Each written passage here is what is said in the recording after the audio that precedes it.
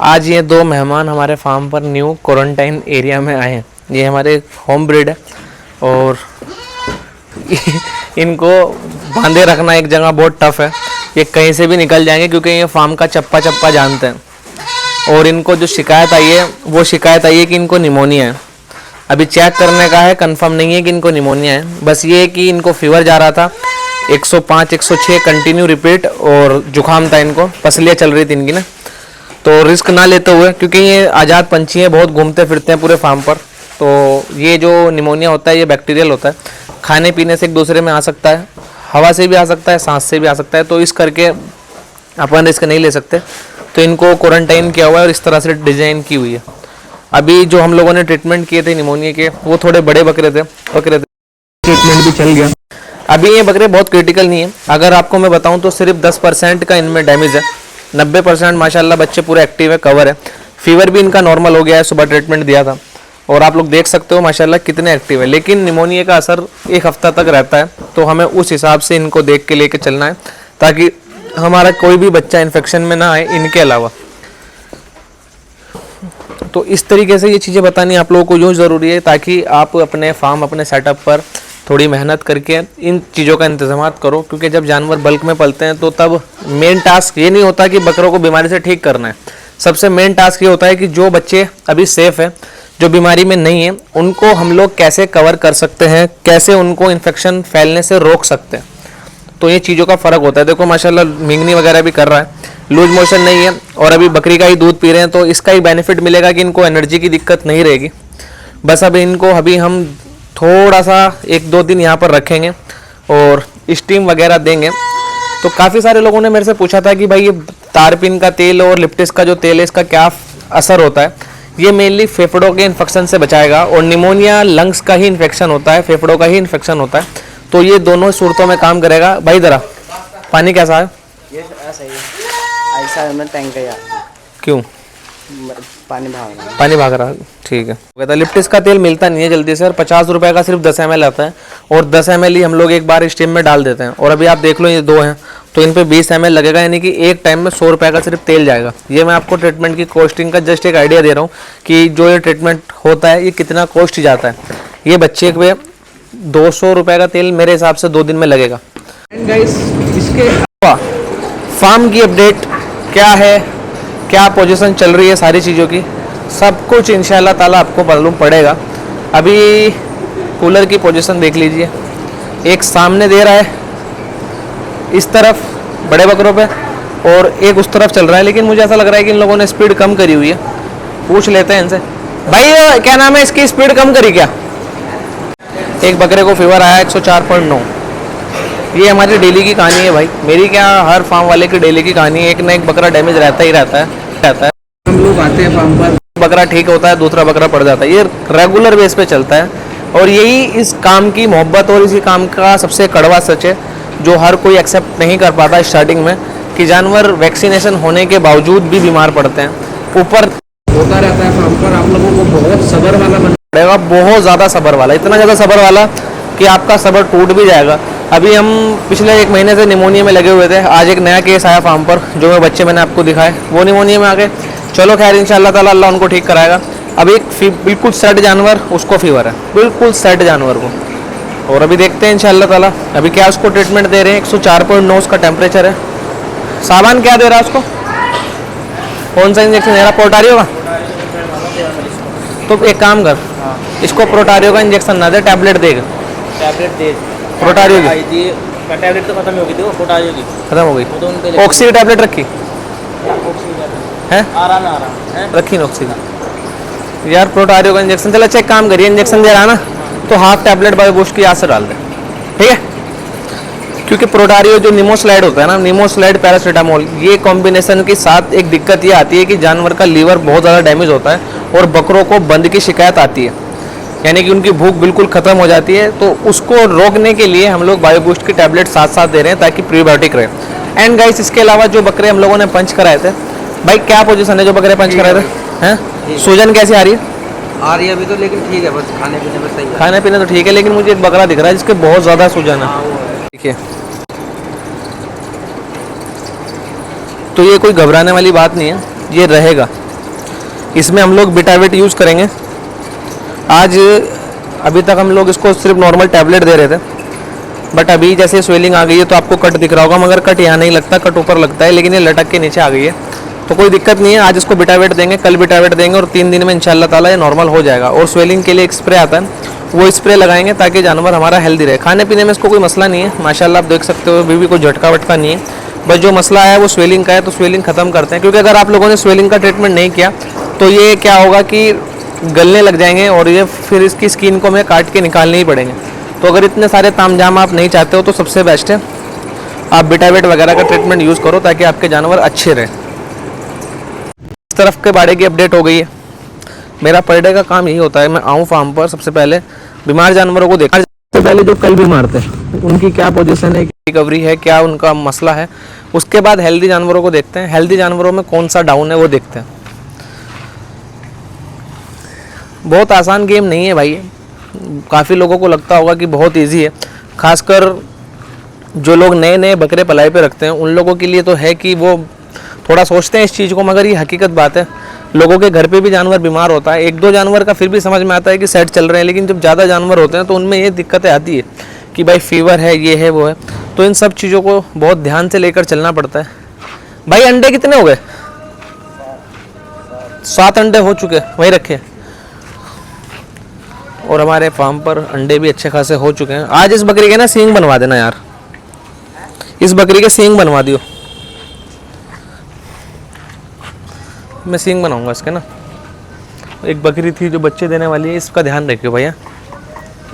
हाँ इसका ध्यान रखिए, आज पूरे दिन इस पर नज़र रखिए, कुछ भी अगर मसला होगा तो बताना। उन बच्चों को पत्ती रख दे।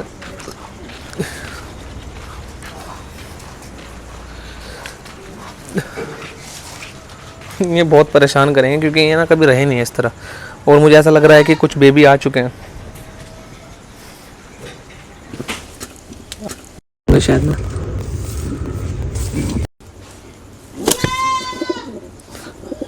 बेबी आ चुके हैं माशाल्लाह।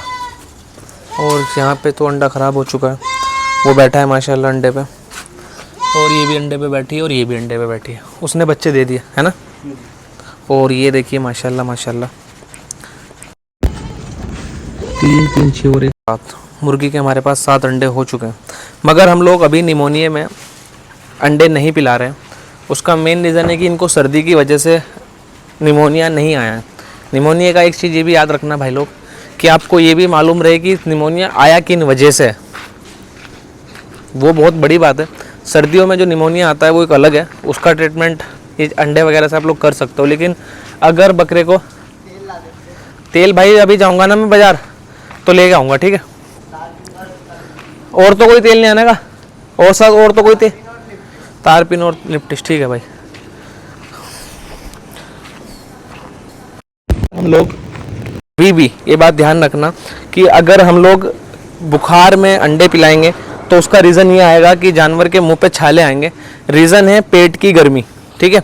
इस चीज़ को हमेशा ध्यान में रखना। फीवर में कभी भी मुर्गी के अंडे मत पिलाना, सर्दी जुकाम में, क्योंकि उसकी वजह से जानवर को बहुत ज़्यादा तकलीफ होगी, क्योंकि ये पेट की गर्मी ऑलरेडी होती है और एकदम से आप इतनी गर्म पिलाओगे तो छाले, जीभ पे छाले आना, मुंह पे छाले आना बहुत ज़्यादा क्रिटिकल हो सकता है।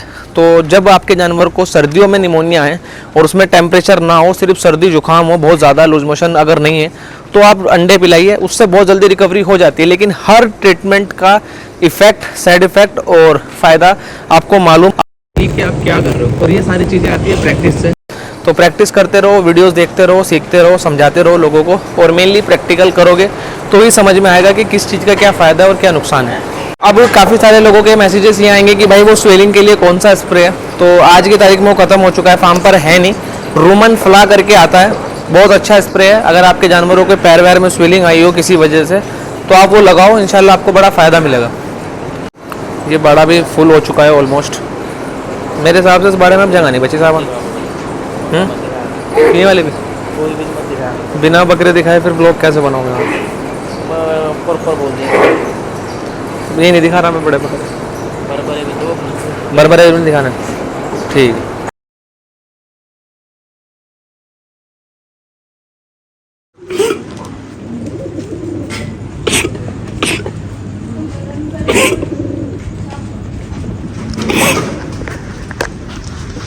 12:30 बज गए हैं और ये अभी तक मस्ती में ही है। इधर आओ, ले। और इनका क्वारंटाइन पीरियड सुबह शुरू हुआ था, शाम में ख़त्म हो गया। और इन ढोंगियों ने हमारे साथ बहुत बड़ा गेम किया। गेम क्या किया इन्होंने, अल्लाह का शुक्र है कवर हो गए, बहुत जल्दी कवर हो गए। इसका मतलब ये नहीं कि ये बहुत ज़्यादा थे, मैंने आपको बताया था कि 10% ही थे। अल्हम्दुलिल्लाह भी इनके नाक पे आप देख लीजिए कोई सीसी की आवाज़ नहीं है, कुछ नहीं है। इनको 2 बार स्टीम दी, ये देखो, और वो भी माशाल्लाह। और अभी शाम को भी देंगे, तो ये 10% ही, ज़्यादा नहीं दिक्कत आएगी।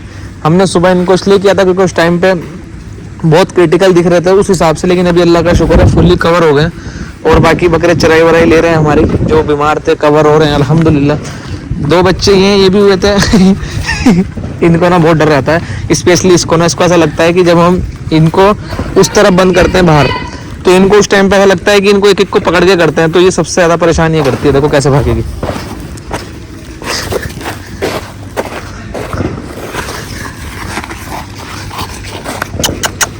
बहुत माशाल्लाह बच्चे हैं ये। मतलब हमें नहीं पता था कि कौन सी ब्रीड है जो हमारे फार्म पर बनी है, ये नहीं पता किससे क्या क्रॉस हुआ है,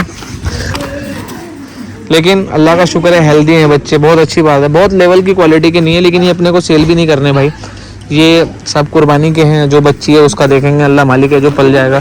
क्वालिटी की अगर बात करें तो मैं आपको दिखाता हूँ कि क्वालिटी कहते किसको है। माशाल्लाह, अल्लाह इसको नजरे बद से बचाए, आप बस चेक करो माशाल्लाह। ये लेवल के बच्चे अगर आपके फार्म पर पैदा होंगे तो इंशाल्लाह ताला आपका ब्रीडिंग सेटअप बहुत अच्छा चलेगा। बट अनफॉर्चुनेटली इसके फादर साहब जा चुके हैं, औरान चला गया है, और अभी ये है। इसके पैदा होने के टाइम की भी मैंने ब्लॉग बनाया था जब ये आने वाला था दुनिया में, और अल्लाह का शुक्र है अभी इसको थोड़ा सा मसला हुआ है, किसी बकरे ने इसको कान वान पे काटा होगा तो ये स्वेलिंग आई है। तो हमने इसको टैबलेट दी है जीरोडोल एसपी की। इंशाल्लाह ताला अगर उससे कवर हो गया ठीक है, नहीं तो फिर हम इसको बेटावेट लेंगे। मैं कोशिश करता हूँ कि जानवरों को इंजेक्शन वगैरह ज़्यादा ना लगाए, बट आप बच्चों की लेंथ वेंथ देखें। ये सेल का नहीं है भाई, तो सेल के लिए नहीं, बस मैं आपको जस्ट एक दिखा रहा था कि पाए पुर्जे क्या होते हैं छोटे बच्चों के, क्या देखकर बच्चे लेने चाहिए। आपको सब कुछ ओवरऑल इसी बच्चे में समझ में आ जाएगा। इसके पैर देख लो अल्हम्दुलिल्लाह, लेंथ देख लो। थोड़ा सा तकलीफ में ये कान पे काटा गया, इसकी वजह से थोड़ा डिस्टर्ब है बकरा, बाकी माशाल्लाह। और ये चल ही रहे हैं जैसा तैसा है, और ये पूरा फार्म माशाल्लाह खचाखच भरा हुआ है। और ये सावन भाई क्या बोल रहे हैं, खूर बनाना खेलते हैं, चलो इंशाल्लाह ताला। तो भी खूर बनाते हैं बकरों के, और उसके बाद फिर आपसे बात करते हैं। मिलते हैं इंशाल्लाह आपसे कल के ब्लॉग में, तब तक के लिए खुदा हाफिज, अस्सलाम वालेकुम, ध्यान रखिएगा अपना, and don't forget to subscribe Sabri goat farm. तो एक चीज, धमाकेदार चीज और दिखाते हैं आपको, ये ओके